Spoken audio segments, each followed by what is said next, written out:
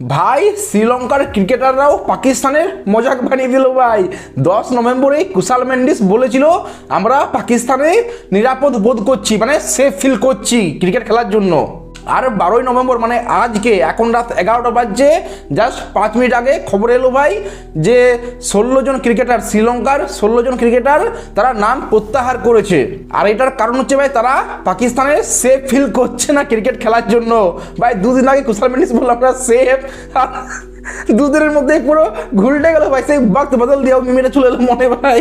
কিন্তু আসল ব্যাপারটা কি, তো পর্দার আড়ালে শোনা যাচ্ছে ভাই যে পাকিস্তান সফর নিয়ে শ্রীলঙ্কার বোর্ডের মধ্যে কিছু বিভাজন আছে, কিছু সিনিয়র ক্রিকেটার আছে যাদেরকে যারা থ্রেট পেয়েছে আর কি, তাদের পরিবাররা চাইছিল না যে ভাই তারা পাকিস্তানে গিয়ে ক্রিকেট খেলুক। ইভেন কিছু সিকিউরিটি থ্রেটও ধরা পড়েছিল, কিন্তু পিসিবি চাইছিল যেভাবেই হোক খেলাটা করাতেই হবে, যেহেতু আইসিসি বা সবাইকেই মানে বলতে চাইছিল আর কি যে ভাই পাকিস্তান সেফ খেলার জন্য, ক্রিকেটের জন্য পাকিস্তান সেফ, সেই জন্য পিসিবিকে এই খেলাটা করাতেই হতো।